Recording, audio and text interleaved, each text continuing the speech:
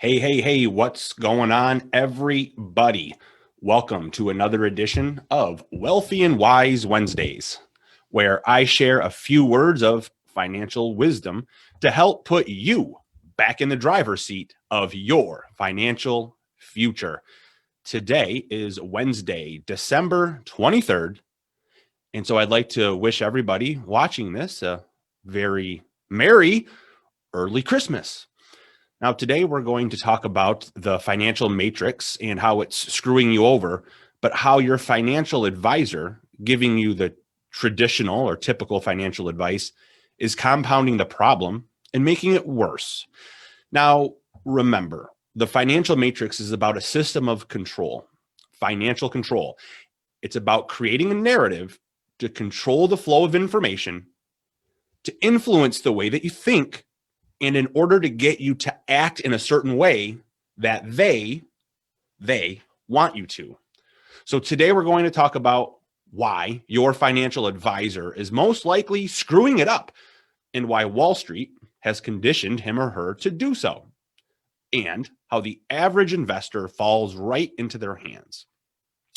Now, when thinking about retirement planning, a phrase jumps out in my mind, and it's this: to begin with the end in mind. Let me repeat that. To begin with the end in mind. Now, I've used that phrase and I've used that teaching point on other videos that I've done. And if you've ever read or if you're familiar with Stephen Covey and his book, The 7 Habits of Highly Effective People, that's where this phrase kind of originates from. So when creating our financial plan and our retirement plan, shouldn't we start with the end in mind? Shouldn't we focus on the amount of money that we can spend in our retirement years? But that is not what the financial industry teaches, does it? I'd like you to think back to every conversation that you've ever had with a financial advisor, or any book that you've read, or any conversation that you've seen on the Dave Ramsey show. What do they always focus on?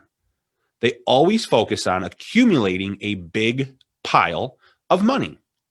They focus on saving money, investing your money, and they talk to you about rates of return, about net worth, about growing a large account balance. But do they ever talk to you about retirement income or cash flow or how you get to spend that money? No.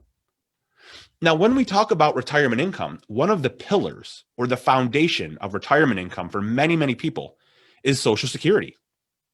Now, you've paid into Social Security your entire working life, 30, 35, 40 years. And so this money is money that you're entitled to. And so you're going to be able to receive Social Security as a guaranteed tax-free benefit for the rest of your life, right? Wrong. Because depending on where you park your money, that is what's going to determine whether you get to keep all of your Social Security benefit or just some of it.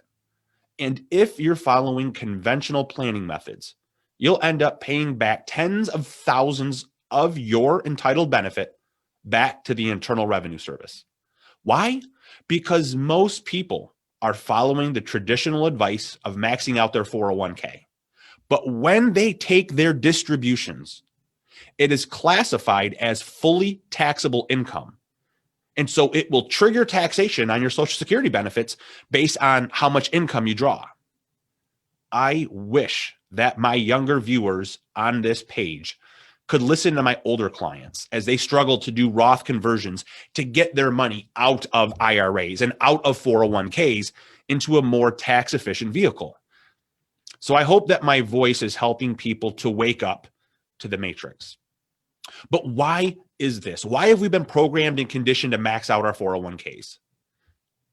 This is where we're going to get into the financial matrix messaging. And here is where we're going to talk about how your financial advisor is screwing you over if he or she is promoting conventional methods. Here's where we're going to talk about creating the narrative by controlling the flow of information. You see, I believe that the industry is incentivized to tell you to save in a pre-tax account. Why?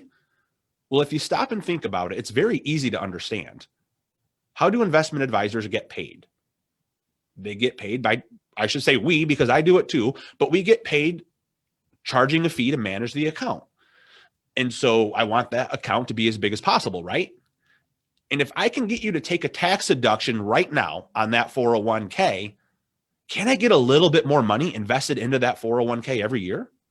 And over time, doesn't that mean I'm going to get more and more of an account balance, more money under management, and make more fees? What better way to increase the account and increase my fees than by using the IRS's money to inflate the account value? But let me ask you this. Does the government pay the investment fee on their share of that money? No, you do. And does the government take on any of the investment risk with that money? No, you do. So here is one fundamental thing that I want to teach you right now. And again, this is a paradigm shift if you've been following conventional wisdom. And that is this: where your money is parked is much more important than the rate of return that you earn on that money. This is a phrase that I learned from Tom Love, and I want to repeat it. Where your money is parked is much more important than the rate of return that you earn on that money. Why? Because you can't spend a rate of return. And if we're beginning with the end in mind, we ultimately don't care about a big account balance if it means less spendable money coming our way in retirement. Because when you take a distribution from your 401k or from your IRA, you're actually seventh in line to be paid. Seventh in line. These are the people that need to get paid in front of you before you get to spend your 401k. The federal government, state income tax, possibly a local income tax, possible Medicare surcharge tax, possible taxation on your Social Security benefits. The investment advisor is going to get their fee, whether the market is up or down. And then finally, number 7, you get what's left over. You're seventh in line. But remember, income-based taxes are only going to be paid on that distribution if you've parked your money in an account where that distribution will be classified as income. And again, that's all based on where you decide to park your dollars. So in this example, you have to fight to build up way more money inside the account to receive the same amount of spendable income. And that is why your advisor probably loves your 401k even more than you do. If you would like assistance on how to restructure your retirement income plan to take back control of your money from expensive fees that you pay to Wall Street, from the taxation that's going to be due to the Internal Revenue Service, if you would like me to help you structure your income so your Social Security benefits remain non-taxable, so you receive the full benefit, please don't hesitate to message me.